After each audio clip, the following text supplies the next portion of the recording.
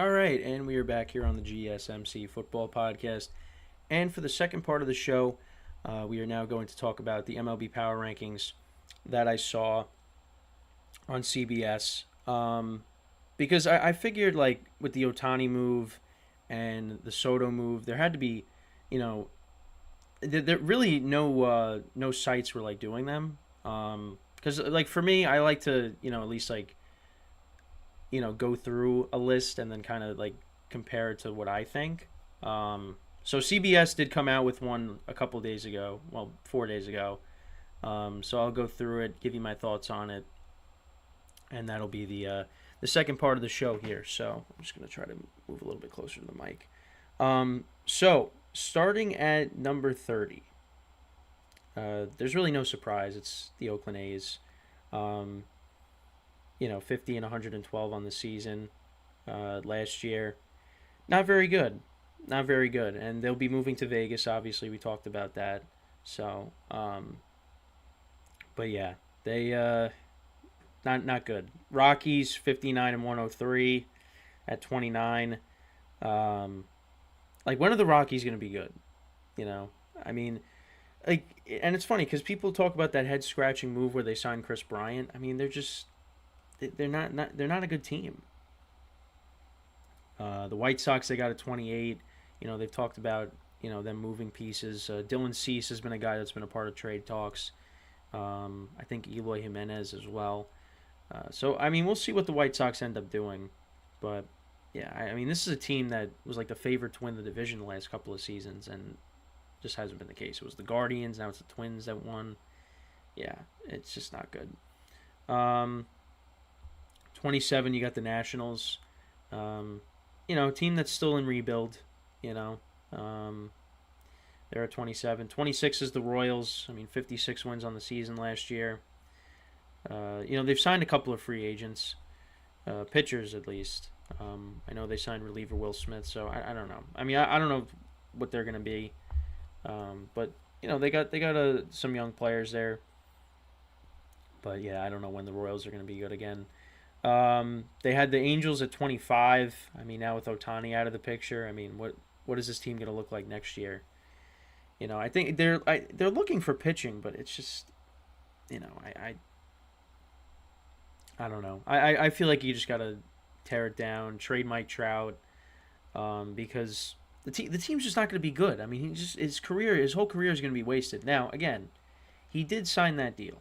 I understand that, but I mean, at the same time, if you're the Angels, like, try to get something for him, because get some young prospects, try to rebuild this team.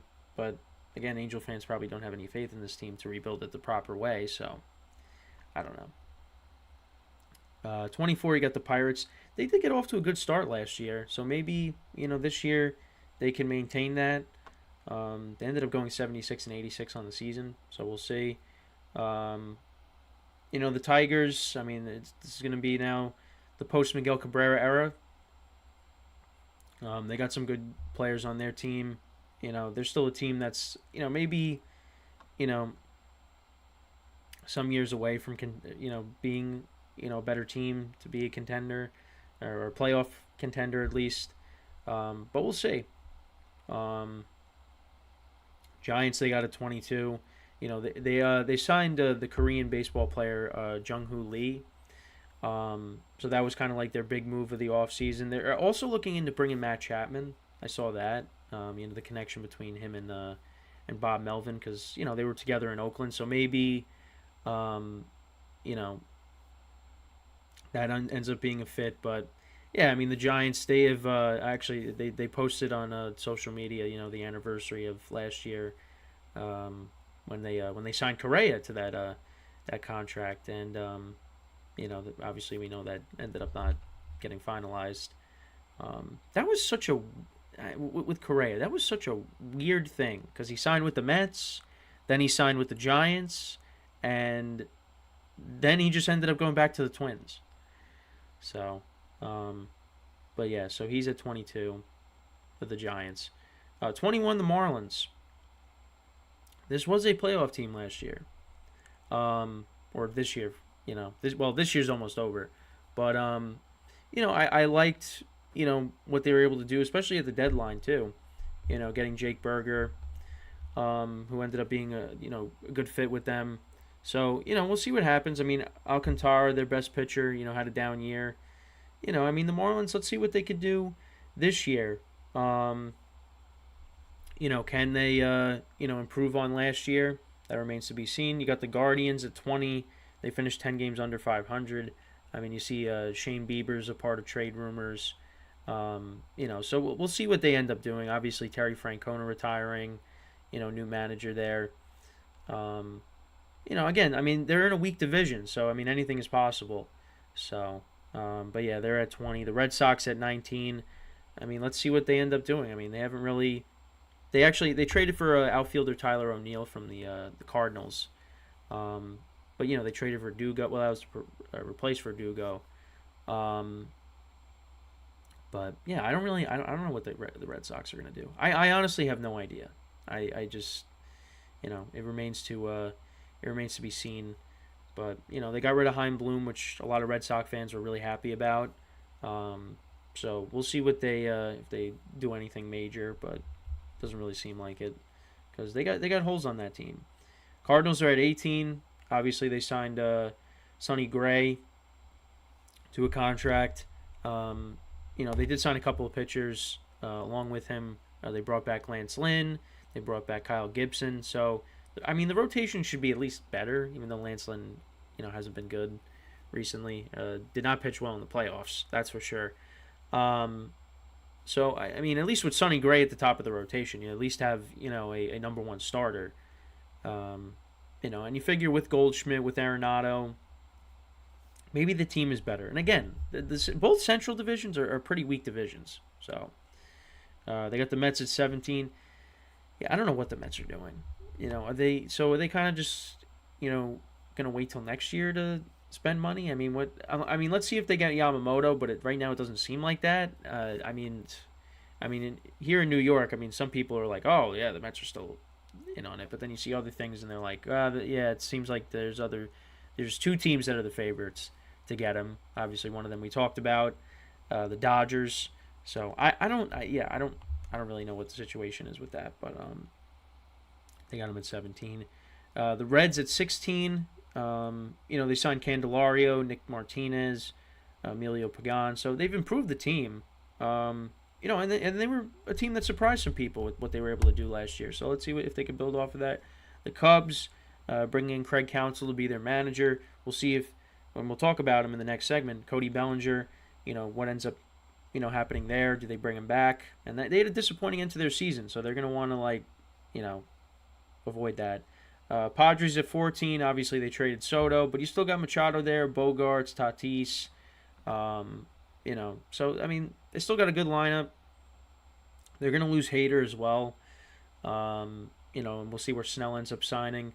So, they're going to have some holes on their team, but, I mean, I think, I don't know, we'll see. We'll see what ends up happening there. The Brewers are at 13, so it seems like they're not going to trade Corbin Burns. Because they still want to contend for the division. And yeah, like I just said, I mean, the Central is pretty weak, on both sides. So, so they hold on to him. And I mean, if they fall out of it mid-season, maybe a team trades for him. Like, maybe my team somehow could get him. That would be nice if we can't get Yamamoto. The Mariners at 12. Yeah, they had a disappointing end to their season. They're trying to, get back to the playoffs again. Because, I mean, they performed well in the playoffs in 2022. I mean, listen, if it wasn't for Yordan Alvarez and that, 18-inning marathon, maybe, they could have got a little bit further. But, they credit to them. They were able to come back and win that game against the Blue Jays. But, yeah, disappointing end to their season. You got the Twins at 11, winning the Central. I mean, losing Sonny Gray, though, that's a big loss there. So we'll see if they're able to, replace him. They got the Diamondbacks at 10. They added Eduardo Rodriguez to their rotation. So that they got a nice rotation there with Merrill Kelly, Zach Gallen. And we'll see if Brandon Pfaadt can continue to, he can build off of that, playoff performance, because he was pretty good. I mean, he didn't pitch a ton of innings, but still, I mean, you'll take it because he did have a rough rookie regular season. Then this is the rest of the teams. You got the Blue Jays at 9. They missed out on Ohtani. What are they going to do to make up for it? We'll talk about who they could potentially get in the next segment. The Rangers are at 8.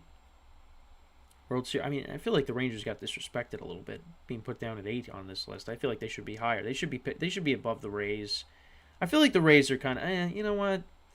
I think the Rays should be at least lower than the Rangers. I'd probably put them ahead of the Blue Jays and everybody else.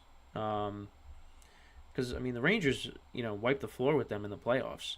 And the Rangers won the World Series. They should be, I mean, I can understand why, some teams are in the top 5. But, yeah, I feel like the Rangers are getting disrespected getting put at 8. The Rays are at 7. I don't really know what to expect out of them. I mean, they're probably still going to be a good team.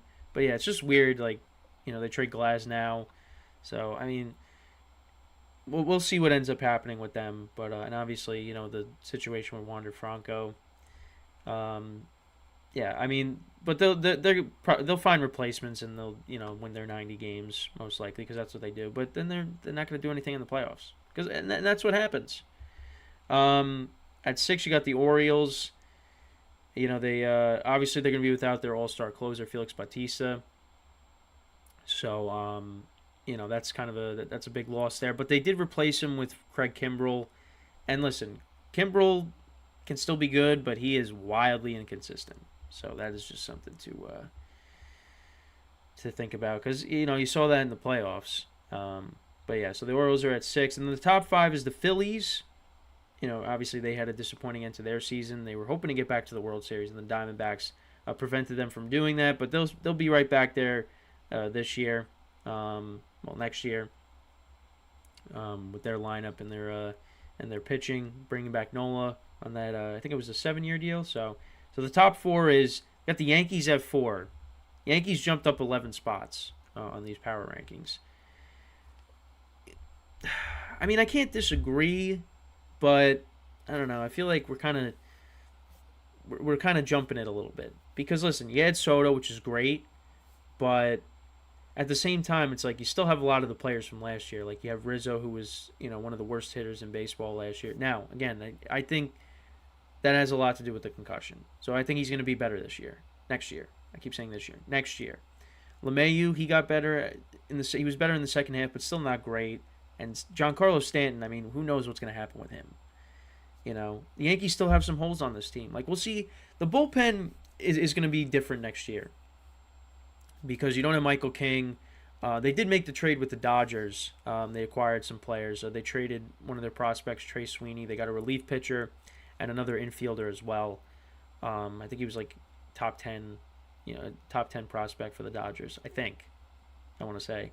But yeah, so they got a lefty reliever to replace Wandy, because now there's no Michael King. I mean, some of the guys that they brought up last year to be bulk guys, to come and relieve for spot starters like Randy Vasquez and Johnny Brito. They don't have them, so they got to rebuild this pitching staff a little bit, and that's why signing Yamamoto would be great.